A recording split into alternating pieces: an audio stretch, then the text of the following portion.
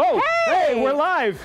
We were just talking about Malik. Malik is here. Malik is not actually not with us, here. but if you look at anyway. He's talking. Hey, you know what? I just want to say, Robey, welcome to our Thank you very much. 49th episode of This Week in Esports that you are so delightfully. Next week is the big 5-0, and I'm on that one too. Yay! I'll be on 50. You hear that, Ricari? Yeah, take that. Actually, we love you, Ricari. I know we do love you. Me and you heard me. Yeah, he gets killed enough in that. Yeah, he does. Anyway, this of course is Thursday, May 10th. We are live and interactive. What does that mean? It means FTL equals low latency interactivity. You interact with us as the show goes on. The esports world is constantly changing and busier than ever, and since this show is for you, you get to decide what we talk about and cover and hype and all that stuff. And how do we do that? Well, I'll tell you. You simply check out those voting options you'll see soon below the video window. I think I just spit all over my computer. Oh, it's great. We need a squeegee. And a windscreen. It's true.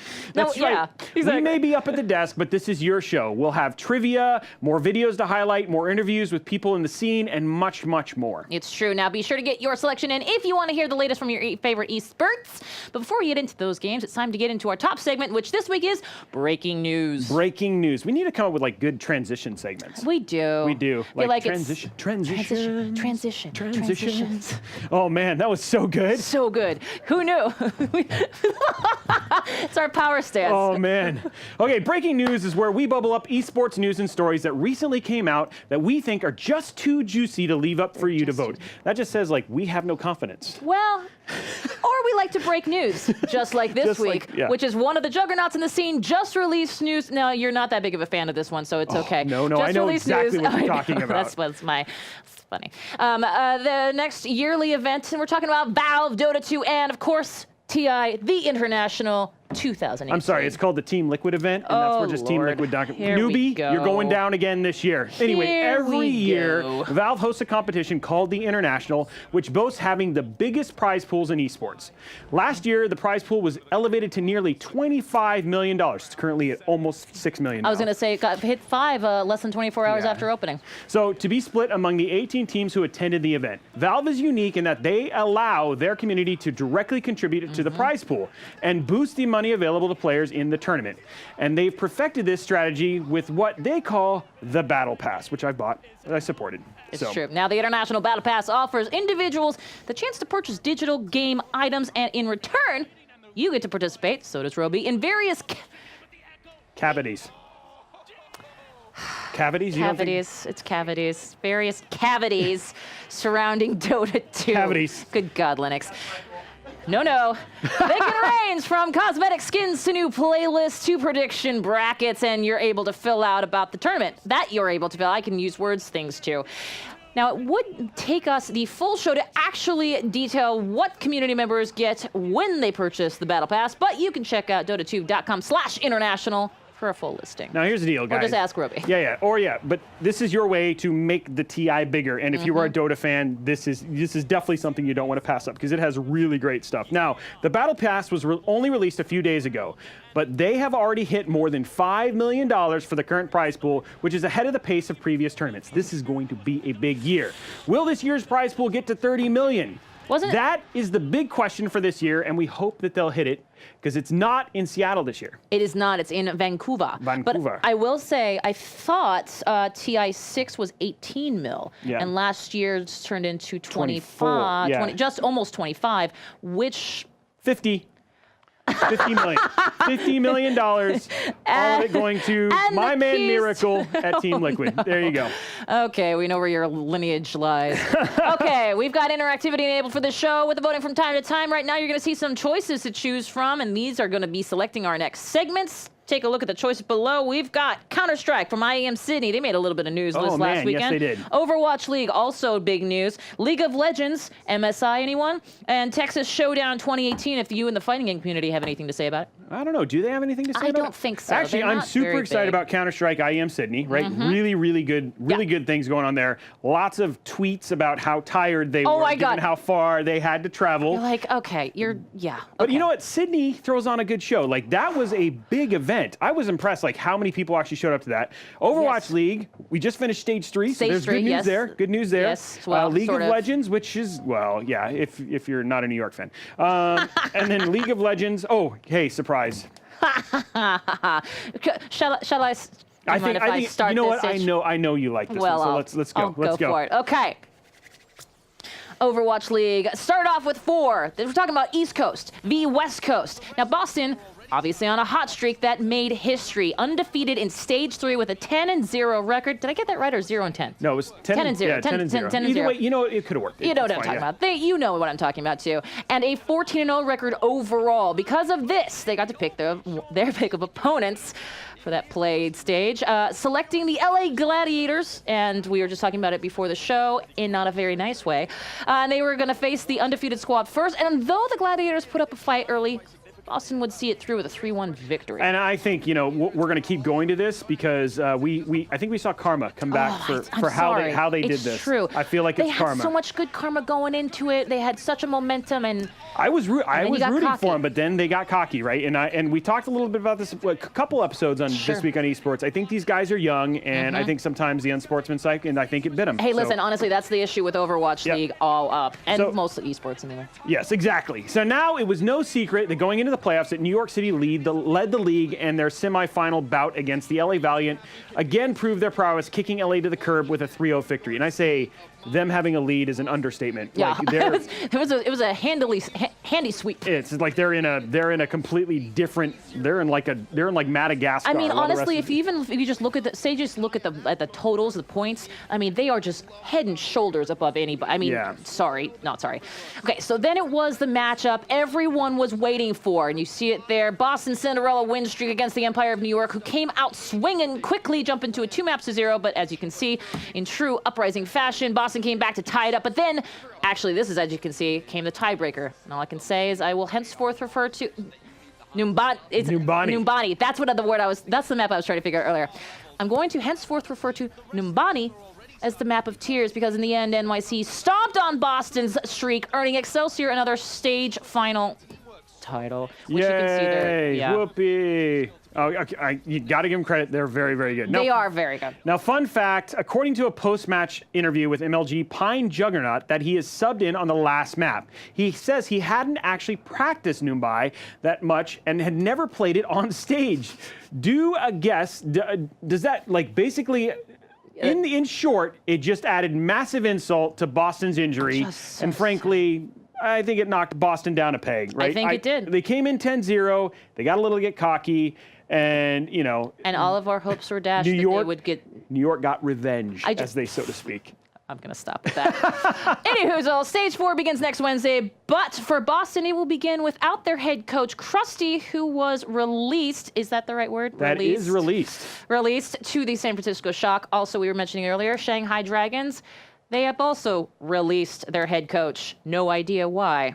Yeah, it's interesting, and we were talking about that because you think with a team that did 14-0 and then 10-0, like their coach would be kind of critical, but it looks like their team, like their main tank and their team, they said he wasn't critical to the formula. So we'll see if that ends up boasting better. I know San Francisco Shock's really excited about picking him up, and so we'll see how that goes in the next section. And so there you go. We're back to voting time. We're back to voting. Voting. What do you guys want to see? Ooh, what do we got? We got Counter-Strike still on the board. Rainbow Six, which is a esports we haven't actually talked about in the last couple weeks. I'm gonna go see them in Atlantic City in 2 weeks. So that's gonna be awesome. League of Legends. Yes. Texas Showdown. Once again, Fighting Game community still on the board. And for those of you who are new, welcome. Welcome to the show. Welcome to the live and interactive This Week in Esports. And 4,000 follower hype. Hey-o! Oh, hey, we hit 410. So 4,010. So choose the next segment. People are voting. We got 7 seconds. We hit 4K. We did dances. We've learned transitions. We have. It's gonna be amazing. Welcome to Thursday, y'all. Rainbow Six. Hey. Okay, can I do this? Of course you can. Okay, for the Rainbow Six fans out there, like myself, we've got the Pro Season 7 Finals event coming your way, and I will be there. And we're showing it right here on Mixer, along with my pictures afterwards, because they said I could. Now, this is the first Pro League Final tournament of the year, of year 3, and it's taking place in Atlantic City, Woo! New Jersey. There are 8 teams headed to this tournament, 2 from each major region in the world, and they're out to duke it out and for their share of $167,000, which they're for first place, and then they're taking home $75K.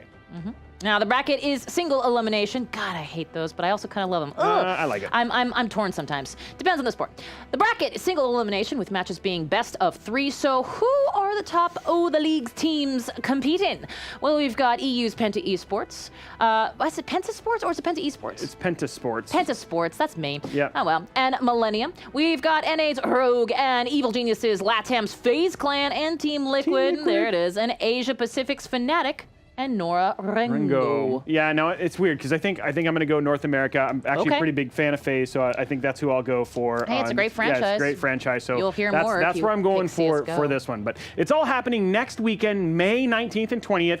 So if you want to be a part of the action, head to mixer.com/Rainbow6. We'll be streaming the event live from 7:30 a.m. Pacific time to 5 p.m. both days. So hang out and watch it unfold. Or you can follow me, Robey1 Kenobi. I'll have it all over Twitter if you just want to see pictures and all that sort of stuff. So it's going to be awesome. It's going to be fun. I know. Plug and I don't shout care. it out. I'm just saying, if you want, if you are a Rainbow Six fan and you want to see what's going on behind scenes, I will be there hanging out with Justin Kruger and the Ubisoft team to go show that off. So it's going to be amazing. It's one of the many behind-the-scenes tactics that we have when we brought Robey on. That's right. Totally meant to do it. Jazz hands. Anywho, is it trivia time? Nope. It is not trivia time. You were getting excited. I was. I can't deny it. We have a great trivia announcement, right? We do have some good stuff. We got this. We got an awesome gentleman here who we've revamped.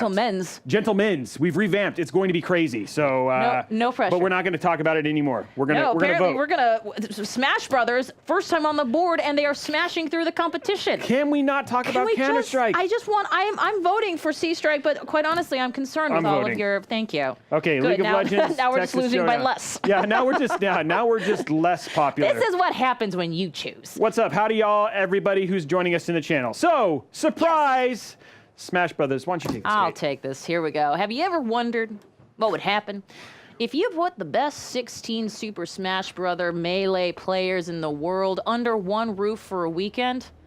Well, that's Smash Summit 6, hosted by, of course, the good guys over at Beyond the Summit at the Summit Gaming House in Los Angeles. I love Beyond the Summit. Great couch co-op, basically. Just kidding. These players will be fighting for their share of the $22,000 prize pool, but the real prize is the honor of battling with the gods and the glory of victory. That's what they told me. With so many upsets in pools, such as last year's champion Hungrybox losing to Mango and Japanese Yoshi player AMSA, the final bracket literally flipped the projected results upside down. But that would only be the beginning. That's true. As soon as winter quarterfinals, more gods began to fall, this time at the hands of Marths. Echo Fox's Mewtwo King faced off against 3-time Summit champion and #2 ranked Armada, taking the set in a convincing 3-1. Although Mewtwo King has managed this feat before, nobody in their right minds bets against Armada. It's true. Now, next, we'd be remiss to not talk about PG Zane. Signed to Panda Global for less than a month, this Marth player from Virginia is very important in this segment, was voted to attend Summit by community donations. His first set in winners would be against the third-ranked Mango of Cloud9. Zane went down game 1, but won game 2 brutally, only losing 1 stock. After trading games 3 and 4, Zane went on to take game 5 by 2 stocks, knocking Mango into the losers bracket. Sorry, boo. Yeah, now this might be where you expect the upset to end, but Zane moved on to face his Panda Global teammate Plup. P-L-U-P, maybe? I think it is Plup. Yeah, Plup, who won Genesis 5 in January and is ranked #5 in the world. Now, Zane took Plup's Sheik and Samus to game 5, with every game coming to the last stock. But it would be Zane that clutched it out in the final moments with a string of confident reads. Although Zane would then be defeated by Mewtwo King and Armada in 3-1 sets, Zane's third place finish marks the highest ever placed by a voted-in player at any Smash Summit event, with the previous highest place being 7th place. It's true. Now, with Mewtwo King and Armada in the grand final, it was a battle of Marth versus Peach for the first 3 games. Now, with Take 2. With Mewtwo King up 2-1, Armada made the switch to Fox, but it wasn't enough to stop Mewtwo King's momentum as he ended the set 3-1 yet again. Mewtwo King's win shocked the house, commentators, audiences, and even Mewtwo King himself. shocking all around. Smash Summit 6's new champion was in so much shock, in fact, he was not aware that the set was even over as Armada, thank you, extended his fist in congratulations. To check out the VODs, head over to twitch.tv/BTS Smash and get all the info at smash.gg/Summit6. And that's the letter 6. Yeah, the letter 6. It's Summit 6. Now, something super interesting that came out of the whole Smash community that is apparently that Juan Hungrybox was not invited to Nintendo's basically the thing at big E3. tournament. Yeah, they didn't. He did not get invited, and he's ranked #1. So a little bit of news that came out today that Hungrybox will not be there, and he's not salty at all. That seems like you're wrong. So that's so interesting. Why was it Visa related, or was he just super Sasstown?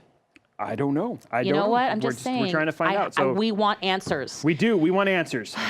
Yeah. For Smurf, I'm with you. I usually just assume Visa issues, but whatever. According to this, no. Like he's like relatively salty. So there's something going on there, but we don't know what. Well, there you go. But we're gonna investigate. Report this. No, quickly, get Richard Lewis on it. Yeah.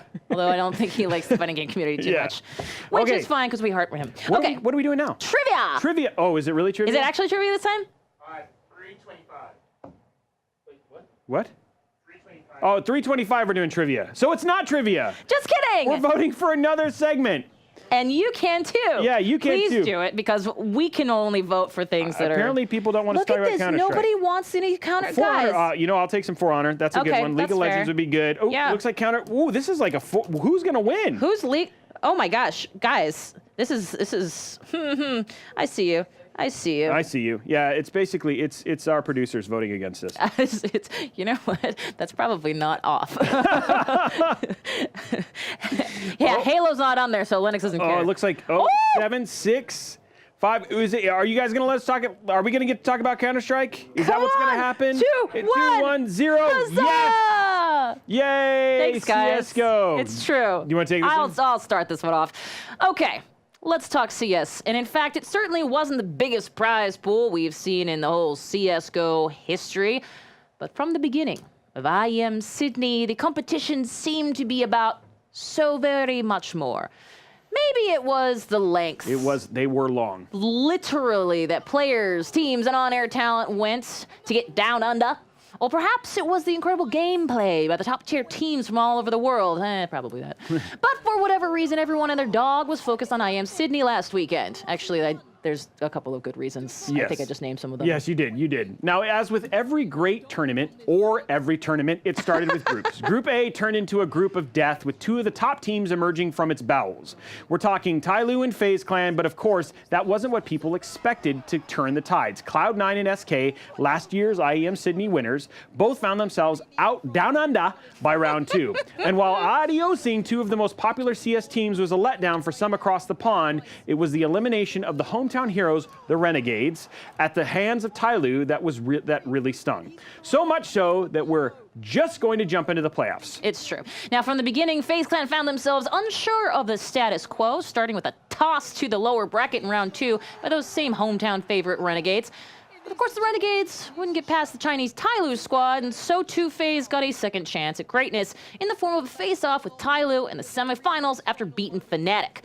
But here is where things got interesting. And remember, this was the first competition when the newly revamped Dust 2 map was available, made possible by the relegation of Cobblestone. But I digress. It's true. So the playoffs were set with FaZe, DreamHack Master Marseille title holder Australis, Tyloo, and Mouse Sports going mano a mano. 15 other manos. 15 other manos. Yeah, there you go. I'm good at math. Yeah, you are. But let's talk about what you want to hear, and that's the grand finale. The FaZe Clan, we all know them as the new elder statesmen of CSGO since VP decided to stop winning things, versus the Danes in the form of Australis looking to keep themselves on top. However, they would never be on top as FaZe literally swept Australis in this best-of-5 series. In fact, they didn't even go 5, they went 3. 3 games, 3 maps. But make no mistake, the former major winners weren't going down without a fight. Sort of. With the first 2 maps, Cash and Overpass, showcasing a neck-and-neck vibe going into OT. 2 maps in a row. And then came the final blow. They were hit by a train. Yeah. Train map, that is. It started with Australis momentum, propelling them to an early lead. We're talking 10-0, but it wasn't to be. As FaZe Clan caught up and then bypassed the Danes, taking the series, the title, and of course that lion's share of $250,000. Yeah, so it's one of those things, and I think this is cool. Is like I don't think that just thinking about this that the grand finals were cool, sure, and that was neat. But honestly, the Mouse Sport and Australis won the one before the semis was actually a way more entertaining series of matches to go because that one went to OT, then went in over, and like it was swinging back and forth dramatically. Yeah. It was really, really good CS:GO, and probably by far of all the matches that I watched, my favorite of the whole thing. You know, I think and what's interesting also is that I've heard and when you see, look at I was watching some VODs earlier, and you see the crowd reaction. I liken it quite honestly to the crowd reaction that you get when you take Gears of War to Mexico City. Yep. You know, because. Honestly, like the crowd reaction of the Aussies, obviously the Chiefs were in there originally, and then Renegades. Unfortunately, neither one made it. I guess Renegades made it out of groups, but Renegades didn't last too long in the playoffs. But it's just. So we talked about this a little bit, and we I don't know if we got any research done, but we lost the French teams in Marseille. Yep, that's right. And then we lost the Australian teams in Sydney. So the question is like how often does this actually happen? And this is for something like we piqued our own interest here. We did because it was like what is there a curse? Is it the hometown curse that seems to have at least in these last two? I will say this though, in these last two major competitions, what's interesting is that these two places aren't usual places for a major. In other words, they've been to Sydney, of course. And they've been to I don't know if they've been to Marseille, but I'm saying like it's not Poland, right? It's not the U.S. It's not Columbus, right? So I don't know if there's maybe something around that, and I don't know. I think it's a question for me. I think honestly, the thing is that now that we have more of these facilities popping up though that can actually do events like this, and I think this is just going to be more of this as things move on, right? Yep. Like with IEM actually being pre-Olympics, with that's right. Yeah, StarCraft with StarCraft 2, and now we have people like the Bird's Nest and the Olympic things that which is where the League of Legends Worlds are going to be. That's right. So I think there's going to be a lot more of these stadiums where people can play, and they're not always going to. We're not going to have these normal locations so much anymore. Here's what I will say. One other thing, which is that Solo was up against Scarlett. Scarlett's from Canada. Yeah. Solo from. She was the one who took IEM. And now in fairness, that was the grand final, so it's not like they didn't make it out of some of the Marseille the two French teams that didn't even make it out of groups, but he did lose. Oh, really? Yeah, Scarlett won that one over Pyongyang. Yes, you know what I'm talking about. Yes, I do know what you're talking about. For StarCraft 2, we've been jumping around. They just talked about StarCraft, and it was like a couple weeks ago we were talking about it, but then Scarlett got beat by the person that she, by him almost immediately. So, comme ci, comme ça, but, winning at the Olympics, first major title won by a woman, that's pretty awesome. I'll take it. Yeah, I'll take it too. That was great. And it's great to see that at the Olympics. Absolutely. We digress. Sorry, Maybe it's time. This is what happens. Hey, guess what? It's 3:25. Hey! Apparently something's going to happen at 3:25. Trivia! we made sure that we got confirmation from the producers. We get to do Vizian. We get to do trivia. Now look what's happening down below. Look at this. Look at this. It's starting. It's Press starting. play to ready up. Okay, guys, you got to play to ready up. We got all new UI. Oh, it's true. And here's the other thing, guys. Remember something about this. This also incorporates time. So you have 10 seconds. This many seconds, not 5, 10 seconds. And your point differential goes down every second you don't answer. So here we go. We start 4, 3, 2, 1. We don't even know what's going to happen. I don't know. We're going to blow up? Well, look at this. Who won oh, come on. Who won the IEM Sydney CS:GO tournament?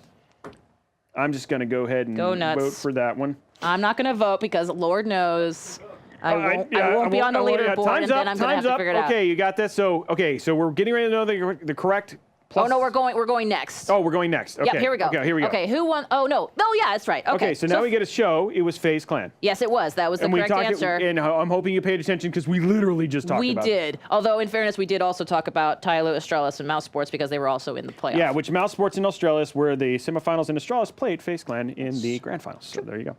Moving right along. We're moving next. Trivia numero dos. Okay, Super Smash Summit 6. Which player won Melee Singles at Smash Summit 6? Who was it? Oh. I don't know. We talked about this too already. We did. Time's up. Hey. Yeah, I like this. This is really cool. Whew. Oh man. Okay. Do you know who it is? I do. It was Mewtwo King. Mewtwo King. Oh, there it is. Yeah, it was right there. Yeah, we actually get to see it right wow, away. That's fancy. Yeah, versus like us guessing before. Because we're like, we think. Yeah, we think okay. who it was, even though I guessed wrong and I put the wrong answer. But it's okay. It's You're okay. fine. It's Smash Brothers. What's yeah, exactly. What's trivia numero tres? Hey, I'm glad you like the Oh, never mind. That's you saying you like the interface. But yeah, we appreciate that you like the interface. Thanks, Mara. Thanks, Mara. Okay. Delighted that you enjoyed. We're going to the next question. Next it is question. Slick. It is super slick. Okay, hey, this is a one for you, Mr. Rainbow Six fan, and that is which team won the Six Invitational won the Six Invitational for 2018? Oh, I forgot to click. Oh no. Wow, I didn't actually select anything, and it was incorrect because I forgot to click. Sorry, guys, but it was Penta. Hey, okay, yeah, we talked about that. Yeah, so it was Penta. For those of you who adore it. You know, it's funny. I'd like to see EG, but they haven't. I don't even think they have a Rainbow Six team. So. Do they not? No. And LATAM is Liquid. So. Oh there yeah, there it is. And they switched because they're wearing a US jersey for. MSI. That's right.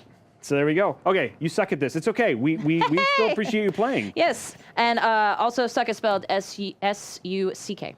Yeah, it's okay. It's okay. He's elite. Feel free to. Okay, next question. Do we have another question? We have another question, yes. Overwatch League, which team are the... Oh, come on. If you get this wrong, guys. Seriously.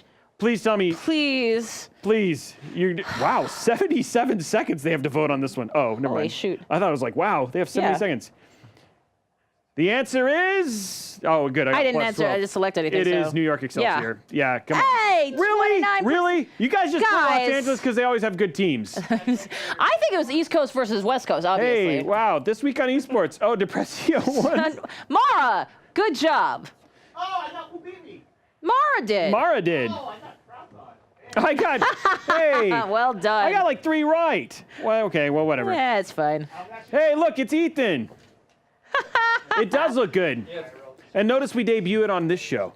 Oh, what's that? Oh, what's that? Whose show did we debut this on? That's right. Just want to say. Okay. Oh, here we go. That's right. IRL Esports, which I'm gonna go ahead and toss it your way. Okay, so one of the goals of then. this show is to highlight the amazing people and events that happen in the esport and competitive gaming space. Every week on our segment, IRL Esports, we'll try to feature a different personality in the scene, and this time we have a pre-recorded interview with moi, with one of the founders of Hi-Rez Studio, the maker of the hit title Smite and Paladins. It's Smite Masters Week this week, and I hope you're checking it out because it's live now. It's awesome. And don't watch it. No, I hope we'll stay here. Stay here and then afterwards. And we have Todd Harris on the show to speak to us about what's been going on with their titles and their recently launched standalone company called Skillshot, which this is very, very cool. So please, let's take it away and see what we had to say from earlier today. It's a rhyme. Hey, how's it going, guys? Welcome. We're talking here with IRL Esport. We're here with Todd Harris. Todd, people may not know who you are. I mean, I know who you are. I'm excited to get to talk to you, but can you tell the viewers who you are and just a bit about yourself? Sure. Hopefully they know our games. That's more important than me. But I'm one of the co-founders of a developer publisher called Hi-Rez Studios. We're here in Atlanta. We're about 400 people. And we focus on basically competitive online games. So we're best known for the game Smite, the mythology-themed third-person MOBA. And we have a game that also released just this week called Paladins, which is a team-based shooter. And a few other games also, primarily for the PC, Xbox, PlayStation. We're dabbling a bit in mobile. And so, yeah, my background is coding and programming, but I haven't done that in a long time. These days, it's a bit more on the business side, but just always had a passion, really since 7th grade, for making and playing games. Oh, awesome. Now, it's been busy for you guys, right? In fact, you had a pretty big event just this last weekend with the Masters for Paladins, and you have Smite occurring there right now in these newly renovated studios. In fact, you guys started what is like a new production studio called Skillshot. Now, what is Skillshot, and why did Hi-Rez have a need for something like that? That's a good question. So Skillshot is basically an esports tournament operator, league operator, and production facility. And really the need for Skillshot came from our history of operating leagues for our own games. So the Smite Pro League, the Paladins Pro League, these are pretty sophisticated global operations, and it's just time to level up esports for Hi-Rez titles. And so a dedicated facility, some focused leadership, and a group of 35 people just focused on esports. We just think it'll be better for the professionals that are playing our games, better content for the community that enjoys watching the games. So just trying to take our esports, our take on esports to the next level. So I know that you guys, so I watched the YouTube video and I was really excited about the announcement, and we had a little bit of time to talk before the interview about kind of what my history is. The thing is you talk a lot about, as you went through, you talked about soundproofing around the rooms and all that sort of stuff. How did you go about building a facility like that? Like, did you have esport, like your players be a part of it? Like, what does that process look like? Yeah, so again, this is kind of the result of just learning as we went for the past, I would say, 5 years, actually starting with Tribes Ascend and then early Smite. We saw this appetite to play our games competitively. At first, we were literally casting games out of bedrooms. We had an employee, Bart, and out of his room, he would cast some tribes, and the production notes would be telling him to make his bed because it would look better on stream. Right? That was the level of our production. And then from bedrooms to inside the facility, we kind of carved out a closet, and then we carved out a whole building, which is the Alexander building that I'm in now. But the step that we've taken with Skillshot is spending about $1 million and just trying to talk with our players and the production team and the league operators around what they needed. So yeah, we talk about soundproofing a lot, because it was a big problem in the old facility we had in this same building. We had a pretty cool stage set up, but Team A, when they were talking about maybe stealing the Fire Giant, if they were too excited, even though we had the players with headsets, like they're worried that Team B right over on the other side of the stage could hear them. So that was a very key requirement from the team, is let's put these guys in soundproof boxes. So they're facing off like versus style so they can see the other folks. I guess if they got really excited, they could get up and pound the glass. But it's about competitive integrity. It's about, making sure it's a good place for them to play. Another need like that were practice rooms. So we have 4 dedicated, also soundproof team rooms. So before they take LAN, they can play as a team, they can talk strategy, it's hooked up with great PCs. And again, it's just an area where they know no one's going to be eavesdropping, and they can get their practice in before they play. So things like that we just kind of learned as we've gone. So you, like I said, you guys actually have the Smite Masters going on there. Smite. What is it? You have Smite playing right now. You have pro players playing now. What feedback have you gotten? Any feedback on the facility? What was the player reaction so far? Oh, it's been great. I mean, it's been super satisfying. We literally opened this up for the first time for LAN play and players yesterday. So everything worked. That's always a good thing. I mean, with most LAN events, there are issues at the beginning. Yeah. But because the whole facility has been designed around LAN play, it was a very, very solid day. And that honestly doesn't usually happen on day one. There's often startup issues. So that was an amazing start. Knock on this table. We'll continue it today. And yeah, I've been talking to the players as they've been here, and they've really enjoyed the environment. I think it's just a big step up from where they were before. And many of them have traveled, this particular Masters tournament, it's not just North America, it's not just Europe. We have a team from Southeast Asia, from Latin America, right? I mean, they've come a long way. And so it always feels good when you travel and there's a place that feels like it's set up for you to perform at your best. And so far, that's what we've heard, which has been good. That's awesome. Now, with Skillshot being like a fully dedicated tournament operator and production company, what can we see in the future coming from Skillshot? Beyond just Paladins and Smite tournaments, are we talking about daily live streams? I've watched your show that's basically filmed there as well, but is there any other stuff that's on the cusp? What can we expect? Well, certainly just more content. I mean, if you look at the Skillshot webpage, it says community-driven esports. And so as a developer at Hi-Rez, we've always been about kind of taking feedback from the community. And now it's very early in the life cycle for Skillshot. We're going to be very interactive with the community and try to respond around the type of content they're looking for and really drive more interactivity. For example, one thing we've been talking about is more content that shows behind the scenes of how a production is put together, right? What went into the design of this studio, and what are the players thinking as they're, warming up for a game? So, kind of that behind-the-scenes content is something that we're much better positioned to do. And then, again, to the point of just leveling up Smite and Paladins. If you take the World Championship, which has always been a great event for us, but because we have this facility, when we look at this year, 2018, we're basically combining a phase that'll be played at this studio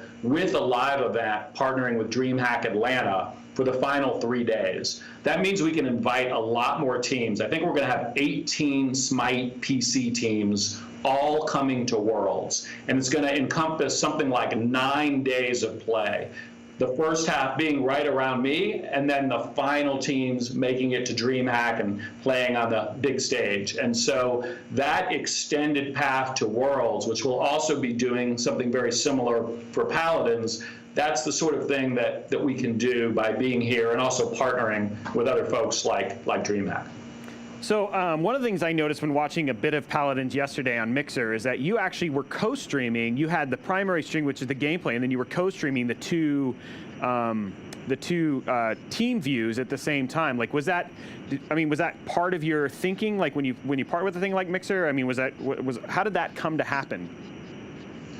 Yeah, we try to think about what are the advantages of the different live streaming platforms and how can we really take advantage of that and give a better viewer experience. And so as a part of partnership with Mixer in the case of Paladins console and the Smite activity that you can see today, basically we know co-streaming is a big feature. And so, yeah, we designed both the facility and the broadcast experience to take advantage of that. So there's one primary screen where you see the typical spectator view and the stats of the game. And then we have basically two auxiliary views, aux 2 and 3, where you can see the teams while they're playing live. And we'll experiment with that format. We may focus on a player. We can actually focus on a player point of view and see that particular player's in-game view. So there's a lot of different ways that we can take advantage of co-streaming, which is, of course, a key differentiator of Mixer. And if anyone wants to tune in, after they watch your show, they just hop on over to Smite Game on Mixer, and they can see some of that content. Well, I'll be there for sure. So with Atlanta, right now Atlanta doesn't really have the allure of like someplace like New York or LA-based studios, but given an entity like what you guys have with Skillshot, I mean, that obviously has got to make the city of Atlanta like a little bit more excited, maybe some more esport friendly. Was there some help from the city? Like, was Georgia involved? Like, how did that work? Was there anything there? Yeah, I mean, actually, Atlanta and Georgia are quietly taking over digital production. They just haven't gotten the word out. When it started really with film and TV, The Avengers filmed here, yep. Black Panther filmed here, Stranger Things filmed here, Pitch Perfect 3 filmed here. Like every genre is starting to move here, and that's actually because of just a very active state government with tax credits and just trying to make it easy for production to happen here. So that's one, is there's actually a ton of production staff, resources, studios popping up. We're the first company to build this sort of facility around esports, but there's a lot of things Atlanta has going for it. Beyond that studio resources, just the fact that there's a good geek culture here. Every September we have Dragon Con, which is probably the best cosplay you'll see anywhere. We have some very large tech universities like Georgia Tech and Georgia State that are very active in gaming on the campus and just have a lot of folks that enjoy playing and watching esports. And then finally, we've actually got the world's busiest airport, so it's easier to get to Atlanta from around the world than anywhere else in the world. Like, there's more direct flights because it's a Delta hub, so it's very easy to get players in and out. That's another reason we host a lot of conventions. So yeah, it's early, but definitely we're working closely with the state and the city to help make this a hub of future esports. Okay, so Todd, reading between the lines a little bit, I know that you guys obviously, you're doing stuff with Paladins, but one of the things that you guys talked about is that Skillshot might be venturing into other titles, like you talked about, and you were very vague with other titles. Can you elaborate on what else we might expect? Is there anything that we might need to know? Any spoils? No, I mean, I'll just say that, part of the reason, the primary reason is focus on Hi-Rez titles, and that's what people will see over the next few months is leveling up that production and competition. But it is a different entity, it has a different name, and that is to be able to serve other games where it makes sense. So actually, I mean, there's kind of an esports explosion right now, as you're aware, a lot of investment, a lot of publishers that are new to it, that are trying to understand it. So we have gotten a bunch of inbound opportunity, which is great, but we need to be deliberate. As you know, it takes a special game to really become an esport. And so we're going to be cautious and make sure it's the right game, it's the right publisher, and it can actually be a sustainable scene. The way we built Smite, we're going on season 6. The way we built Paladins, we just launched the game, but even in early access, we have a pro league where all the players are on salary, right? So we try to be good around not just making this a marketing blitz and then it's done. That's just not worth our time. It's more of where is it the right game and the right set of partners to really put out something special. So that's the process that we're in, and I think probably by the first quarter of next year, if not before, we'll announce other activities. We're just going through that process of making sure everyone's aligned around doing esports the right way. Awesome. Well, I want to give a shout out to Team Envious. They're my boys, so I'm pretty happy about that with how they performed down in Las Vegas. But Todd, thank you very much. Where can people find you and your work and what you do? Like, if people want to follow you, if they want to put like your name, your face on a mug, like what is it that they have to do to make that happen? Put our game on a mug. It's most important to watch the game. You can see Smite game and Paladins game right here on Mixer, and of course other social networks. And then if they care about what I have to say, I am Todd Allen Harris on Twitter, so that's probably the easiest way to keep in touch with me. And thanks for an opportunity to talk about Hi-Rez and Skillshot. Awesome. Thank you very much, Todd. And we're back. Ladies and gentlemen, and just so you guys know, Smite Masters is going on all this week. After this show that's going on right here, make sure that you tune in and check that out. It's right there on the front page. It's right there on the front page. You don't even have to it's a Smite game. Killing it viewership-wise because it is 7,300 I saw last time I was checking out. 7,300 concurrents watching that. Smite. I heart you real at their hard. amazing studio. Like, if you checked out that studio is rad. So, and I like, if you watch the YouTube, so I watched the YouTube video that was kind of showing the whole thing, and what I thought was super cool is like, they were like, and it's all soundproof. And I asked that question to him, and he's like, I was like, why? He's like, because the problem is that sometimes like the players would get so excited, and they had issues where they'd be like, go for the fire god, and then they would hear, and so all of a sudden it was a thing. It was cool. I'll be honest with you, that technology alone, and we were talking about the international, and we're voting right now, and we're also voting. So while you guys are voting, look at NBA 2K. Got it on the board. But it's such an interesting technology to go and try and figure out. And quite honestly, I don't know how it's possible in an arena type setting, especially something like an international where your entire crowd is just going nutballs. I mean, the people that can design a soundproof room in that scenario, very impressive. I think what we do is we need to sell Linux. Like, so vote NBA 2K, so I think that's what we're going to talk about. Yep. But Lennox, we need to do a behind the scenes at the TI in those sound booths. I believe because that would be awesome. That would be great. Lennox, get on. So Lennox will get on that. Yep, he's on it. Hey, okay, speaking of things we're on, dun dun dun. This guy Tom, I hope you got that transition. NBA 2K. You want to take this? I'll go for it as soon as we know what's going on. But let's talk about it. NBA 2K League, that is. The tip-off tournament at 2K League Studios in New York, aptly named to be specific. It continued this last weekend with the 8 of the 17 teams going head-to-head to establish who is the best going into the start of the regular season. So quarterfinals started off with the Cavs Legion, GC, and Jazz Gaming going down to the wire. Hood, 16th pick in the draft overall, was unstoppable, putting up a career-high 46 points with 10 rebounds and 7 assists. Even with Hood's standout performance, Jazz Gaming nearly pulled the rug out from under them when the Cavs started celebrating with under 10 seconds left on the clock. Cavs managed to stay ahead until the time ran out, winning 71-70. Man, that's close. Great kid, don't get cocky, and those are words to live by. You got to play all 4 quarters in the NBA. Blazers 5 Gaming put on a clinic against Pacers Gaming, shutting them down with a 20-point win, 66-46. Now the Pacers Wolf 74 switched up his archetype to shot creator slasher on Friday, but the Blazer 5, I keep thinking just Blaze. Yeah. Blazer 5 put in work and held him to just 19 points on the day. Defense wins championships, and that is the truth. So the biggest upset of the tournament came when the 76ers GC absolutely tarnished Mavs Gaming, 83-56. The Sixers managed to throw off the Mavs game plan by forcing all of the scoring on Dimes, the league's first pick overall, rather than dishing it out to his teammates. No. Now, last up in the quarterfinals were Warriors Gaming and Pistons GT. Now, a slow start from the Warriors let Pistons GT take an early lead, running away and never looking back.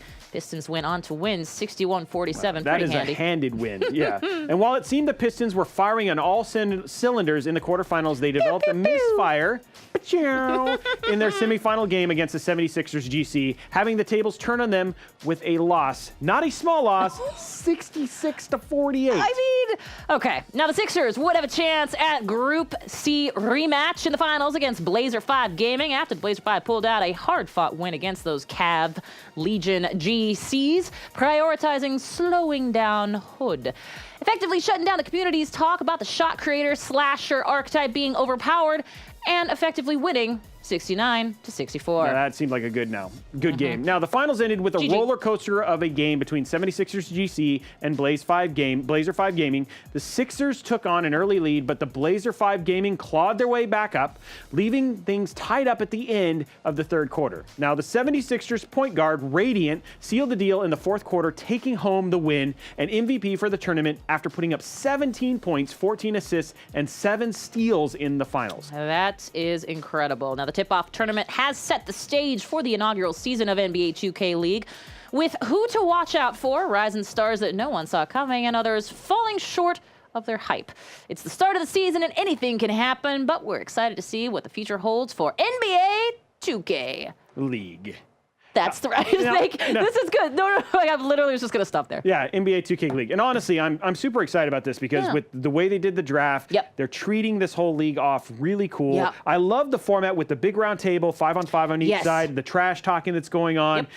It's genuinely entertaining to watch. So if you haven't checked it out, you should definitely take it out. I think we're voting again. New segment. Do it. What is next? What is next? What is next? What is next? We got nothing. We're going to work on our musical. We're going to work on that. Do you ever remember Fred Armisen and Kristen Wiig when they did that sketch on Weekend Update so many times, and they were the two people in the usually in vests, and they were making thematic songs up while it happened. We just did that. We just did that. But we just did that for you guys. We showed we are nowhere near near as good at it. It's true. So apparently this is the non-League of Legends show. I mean, because we never seem to talk about it's like 3 weeks. MSI. I know. And we're not going to talk about MSI. We're not going to talk about Fnatic. We're not going to talk about anything having to do with League. But there's so many League things that are going down right now. Apparently we're going to talk about Gwent. Let's talk about Gwent. The behemoth esports. Gwent. So you guys voted for it. We're going to talk about it. So let's go. The esport that evolved from a mini game of another game, The Witcher, Witcher's a great game. Fantastic. The esport start as well as its rise to popularity makes it one of the most unique esports we cover. So let's take a look at the Challenger #3 event of the Gwent Masters. Now the event took place a couple weeks ago in Poland. Now, this venue is awesome. This venue was awesome. I'm familiar with Katowice, Poland. I'm not familiar with this other W name. Okay, but anyway, it happened in an underground salt mine. Oh, yeah, that's right. Oh, I forgot about that. Yeah, it was awesome. And CD Projekt Red is from Poland as well, Yeah. which explains so many things. Yeah. Anyway, back to the action. To qualify for this event, players need to earn their way in through being the winner of the previous Gwent Challenger event, a finalist of the previous Gwent Open events, through their crown points, or as one of the lucky wild cards invited to said event. Now, games were best of 5, single elimination. Now, before the competition, each player had to build 4 decks from 4 different factions, and once they won with a deck, they weren't allowed to use it anymore, which, if you've seen Hearthstone and other CCG, this is very, very standard.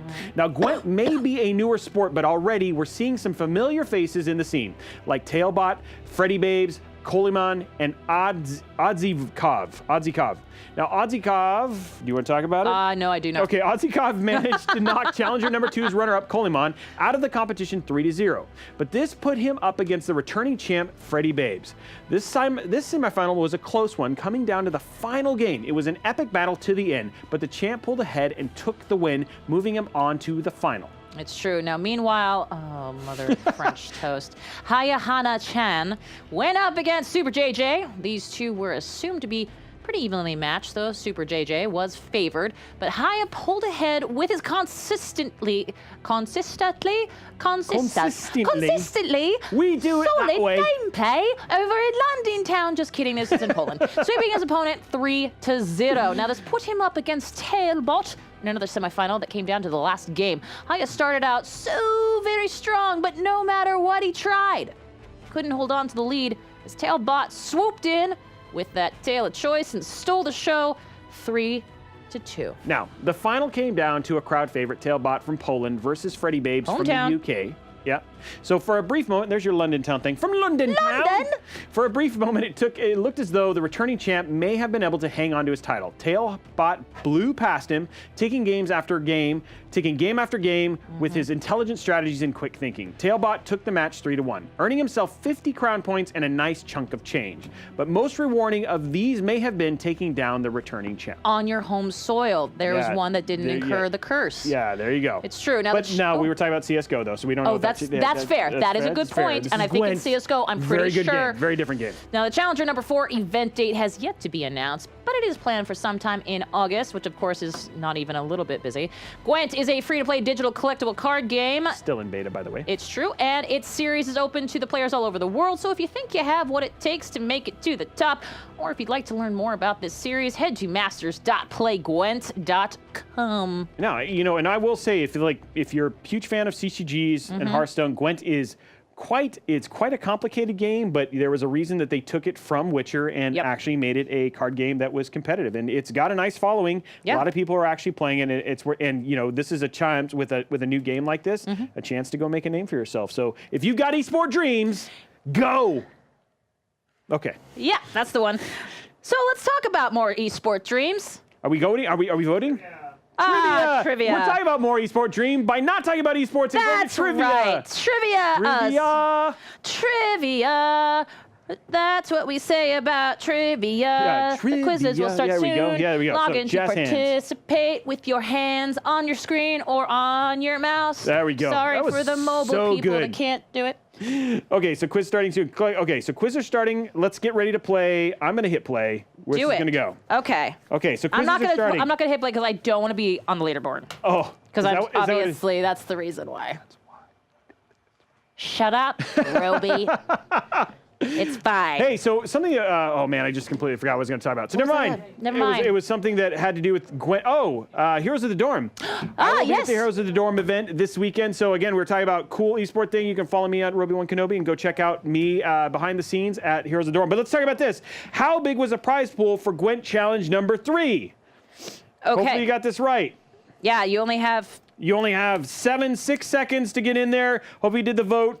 Let's see if people got this right. I actually don't remember. I think voted. It's 25. Was I wrong? Was I right? Here we go. I was incorrect. It wasn't 150,000. Was it 25?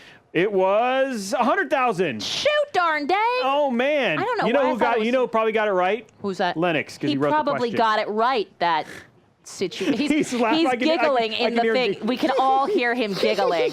Okay, I wrote the question. Moving it right along to see how good Lennox is going to fare. What's the next question? Which team won the tip-off NBA 2K tournament I'm questioning. I'm going with this one. I feel like I know. I think I knew. I think I know this one. We just went over I did my vote. I'm in. Am I paying? Like, I need to watch this a little bit more because honestly, like the whole thing that they're doing with this league has been very, very cool. Yeah. And it's worth checking out. Did I get it right? I got it correct. 76ers GC. 76ers. Let's see it. Boom. There green. it is. Green for Robey got it right. Green for Robey got it right. No, I don't got nothing. Leaderboards. Oh. Hey. Hey, who is this week in esports? That's Tabs. Well, I'll tell you, who is Doomless Legend? And I just want to say, who is that? Yeah. All I'm saying is that there was this particular thing that we wanted from the technical folks. Yeah, who did where not, were you on this Where were you on friends? that one? We told you. You had one job. One job. And it didn't happen. Sorry. And You now, know what? But it'll To be happen next week. continued. To be continued. Okay. So. Yeah, but here's it looks like So we're moving. I think is this it? Like what are we doing? Like upcoming tournaments. upcoming tourneys. So remember, folks, for these tournaments that are on Mixer platform and are a part of Mixer Esports, follow the channel to get a notification when they go live. Smite. Yes, sir. Most of the Smite teams have now been qualified for upcoming events, and the first one on the docket is the Smite Masters 2018 event going on now. Right now. The best Smite teams in the world will be converging for a finals event to wrap up the spring season. And at that amazing thing that we showed earlier. So, of course, you can catch all the action on the Smite channel at mixer.com/SmiteGame, and we'll be right here to preview and recap the event for your knowledge. For your know-hows. Now, as if that isn't enough Hi-Rez Studios action for you, the Paladins Console Spring LAN will be occurring or taking place this Saturday, Sunday on mixer.com/PaladinsGame. Now, as the name suggests, it's the finals of the spring season for the Paladins Console Series, and the top teams are duking it out for quite a bit of prize money. Now, the action starts at 10:30 a.m. Eastern, 7:30 a.m. Pacific on both Saturday and Sunday. If you want to know how much money they're playing for, you're going to have to tune in to find out. Yeah, and shout out to Envious for their big win in Las Vegas. In Las Vegas. They were the first, I believe, the Envious and Soldier. It was Envious and their opponent was something Soldiers. Yeah. So anyway, they were the first. I think they were technically the first. Yeah, that was the first one. Like that's where the whole thing started. Yeah. So Paladins came out, and that's how they celebrated. So Rainbow Six, and a favorite of the show, we have the Rainbow. Ow, we need to get. Oh. Can we get some medical? Can we get some medical help here for Kate, who first time a host died on a show? Just hit my head on my computer. So, and a favorite of the show, we have the Rainbow Six Pro League Finals coming up next week, next Saturday, May 19th, and Sunday, May 20th on Mixer.com/Rainbow Six. The best Pro League teams have been qualified for the finals, and they are ready to claim the crown of the best Rainbow Six team out there. They're also going to be showing their new. Yeah, they're showing their new maps, and so that's going to be there. Tune in when the show is live and relax with other Mixer folks in the community and myself. Follow me. I'll be showing it behind closed doors. Robey One Kenobi. I will be following him, following all of them. But we'll also be right here every Thursday at 3 p.m. Pacific, 6 p.m. Eastern. Sorry if you see a large gash on my head, because apparently that happened on this channel. And if you're watching this channel, or if you're not, it's mixer.com/This Week in Esports. Be sure to watch our past episodes right below on our channel and page. Follow us on Twitter at WatchMixer for the updates on the show and to know what's happening in the wide, wide world of esports. London town. Exactly. Also tune in to #Esports Weekend on Mixer this weekend, starting at 7 a.m. Pacific. Who would be up that early? Oh, you. at 10 a.m. Eastern this Saturday with the Smite Masters, and later on we'll be showcasing the Paladins Console Spring Series LAN event. On Sunday, we do it all again, featured this time for the conclusion of the Smite Masters and the Paladins Console Spring Series LAN. And finally, don't forget to watch our sister show, Tips and Tricks, every Tuesday at 6 p.m. Eastern, 3 p.m. Pacific on mixer.com/Tips and Tricks. You can hang out with Malik and Ethan's moms. That's what I've heard. They are the biggest fans. They are, in fact. Thanks for watching, everybody. Follow the channel, which I think is up here, up there. No, it's above me. It's above me. Robey. There you go. Follow it. It would be great. Oh, wow, look at that. We're at coming up 4,000. almost Yeah, we're coming for 4.1K hype. So you get a notification when you go live next time. Now stick around while we host one of the streamers here on a Mixer. There's a new title. It's called Laser League. Oh, yeah, that's right. It's cool. For the next hour, Mixer Channel 1 will be hosting Mixer partner Retro Crystal. Retro Crystal? Yep, Retro Crystal. Crystal. Name. As they play the game along with viewers, keep it locked here and we'll automatically host the channel as we sign off. Anyway, guys, it's been awesome, Kate. Boom. And we're going to continue the awesome next week, so. Jazz hands, we out.